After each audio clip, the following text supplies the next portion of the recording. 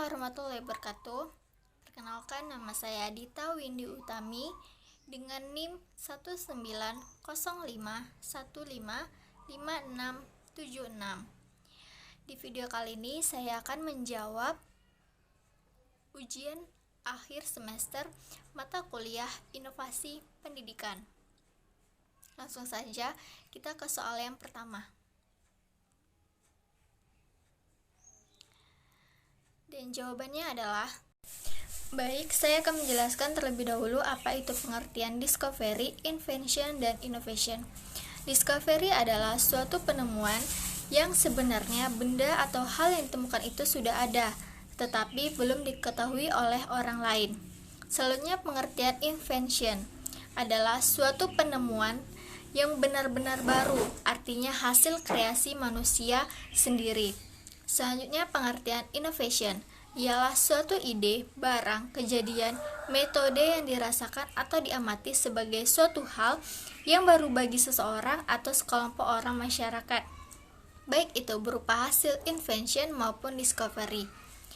Pengertian inovasi menurut Donald P. Ellis tahun 1982 dalam seminar tentang perubahan pendidikan.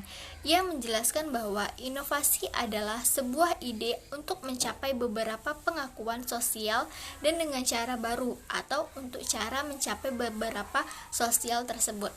Jadi, menurut saya, yang tepat untuk dinamisasi pendidikan di Indonesia dalam upaya memenuhi kebutuhan dan tuntutan perkembangan zaman yang tepat ialah penggunaan istilah innovation karena dia telah mencakup dari discovery dan invention. Selanjutnya, kaitan atau hubungan inovasi dan modernisasi. Inovasi dan modernisasi keduanya merupakan perubahan sosial, perbedaannya hanya pada penekanan ciri dari perubahan itu. Inovasi menekankan pada ciri adanya sesuatu yang diamati sebagai sesuatu yang baru bagi individu atau masyarakat. Sedangkan modernisasi menekankan pada adanya proses perubahan dari tradisional ke modern, atau dari yang belum maju ke yang sudah maju. Jadi, dapat disimpulkan bahwa diterimanya suatu inovasi sebagai tanda adanya modernisasi, misalnya ialah untuk meningkatkan kesejahteraan perlu diadakannya transmigrasi. Kita langsung ke soal yang kedua. Jawabannya adalah, selanjutnya saya akan menjelaskan terlebih dahulu pengertian proses inovasi pendidikan adalah aktivitas yang dilakukan oleh individu atau organisasi mulai dari sadar adanya inovasi sampai menerapkan implementasi inovasi pendidikan tersebut.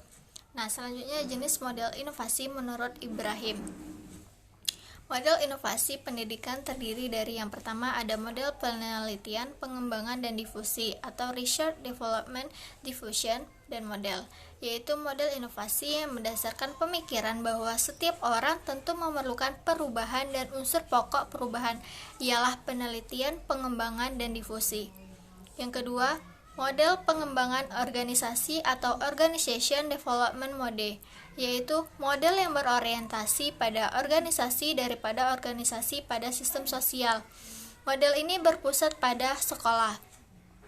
Model pengembangan organisasi ini berbeda dengan model pengembangan dan difusi. Yang ketiga, ada mode konfigurasi atau configuration model.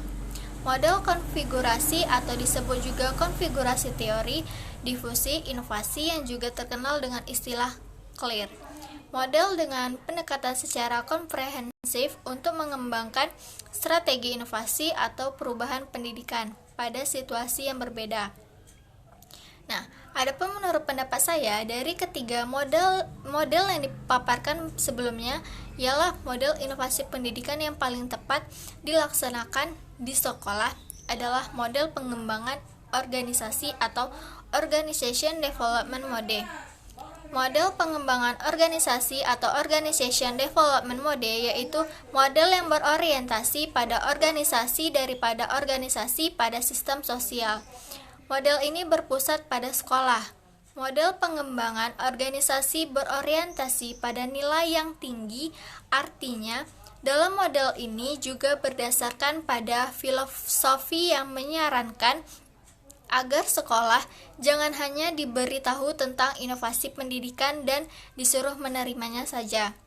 Namun, sekolah harus menjadi organisasi yang memahami persoalan yang dihadapi, serta mampu menciptakan cara pemecahan permasalahan itu sendiri dengan mengorganisir berbagai macam sumber yang ada dalam organisasi itu sendiri, atau dengan bantuan ahli dari luar organisasi, dan juga mampu menentukan cara bagaimana menerapkan inovasi serta menilai hasil yang telah dicapai.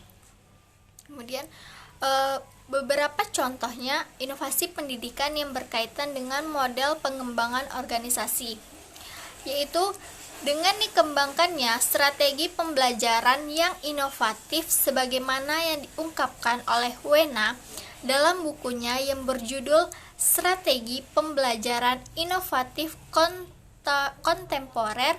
Terdapat berbagai strategi pembelajaran seperti strategi pembelajaran pemecahan masalah, strategi pembelajaran ranah motorik, strategi pembelajaran kreatif produktif, pembelajaran berbasis proyek dan pembelajaran kuantum, strategi pembelajaran siklus pembelajaran generatif, belajar tuntas dan pembelajaran kooperatif, dan strategi pembelajaran berbasis komputer dan pembelajaran berbasis elektronik atau e-learning.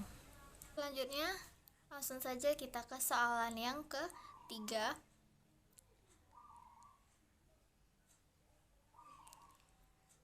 Jawabannya adalah perubahan sosial di tengah masyarakat ikut mempengaruhi pendidikan, dan ketika usaha perubahan terjadi pada bidang pendidikan menuju ke arah yang lebih baik, maka dalam pendidikan muncullah istilah inovasi pendidikan yang diusahakan untuk mengatasi permasalahan pendidikan.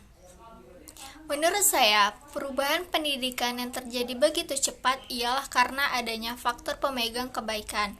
Contohnya seperti di zaman sekarang yang melakukan pembelajaran secara daring, dan Bapak Kementerian Pendidikan dan Kebudayaan meluncurkan berbagai inovasi agar pembelajaran daring ini bisa berjalan dengan lancar. Kita ke soalan yang keempat. Jawabannya adalah, menurut saya, setiap perubahan baru di bidang pendidikan membawa perbaikan atau malah sebaliknya. Itu bergantung pada sejauh mana pemahaman guru dalam melaksanakan tugasnya di sekolah, termasuk pemahaman terhadap kurikulum. Karena itu merupakan sifatnya mutlak bagi guru dalam membelajarkan siswa memahami inovasi kurikulum. Tanpa melakukan inovasi kurikulum, rasanya sulit bagi murid mengetahui secara pasti bagaimana kemajuan pendidikan. Inovasi kurikulum dan pembelajaran dimaksudkan sebagai suatu ide, gagasan, atau tindakan tertentu dalam bidang kurikulum dan pembelajaran yang dianggap baru untuk memecahkan masalah pendidikan. Masalah-masalah inovasi kurikulum berkaitan dengan azas relevansi antara bahan pembelajaran dengan kebutuhan siswa, antara kualitas pembelajaran di sekolah dengan pengguna lulusan di lapangan pekerjaan, dan lain-lain. Langsung saja kita ke soalan yang kelima. Jawabannya adalah, menurut Purwanto, konsekuensi inovasi adalah suatu dampak yang mengikuti proses adopsi suatu inovasi. Pengertian konsekuensi langsung adalah suatu inovasi mempunyai pengaruh yang segera terhadap individu atau suatu sistem sosial. Contohnya ialah penggunaan FCD pembelajaran di SMP Negeri 2 Pekanbaru. Konsekuensi langsungnya ialah pembelajaran sejarah berjalan lebih efektif dan efisien. Sedangkan konsekuensi tidak langsung adalah inovasi yang memberikan pengaruh yang tidak segera. Contohnya masih sama. Dan konsekuensi tidak langsungnya ialah siswa dan guru secara tidak langsung dapat mengembangkan soft skill mereka dalam menggunakan komputer dan FCD pembelajaran. Langsung saja kita ke soalan yang keenam.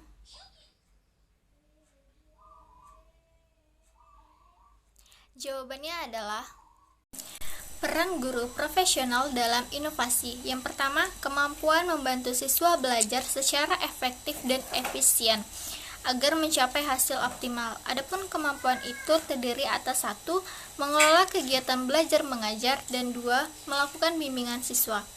Yang kedua ialah kemampuan menjadi penghubung kebudayaan dan masyarakat yang aktif, kreatif, dan fungsional. Adapun kemampuan ini terdiri dari 1.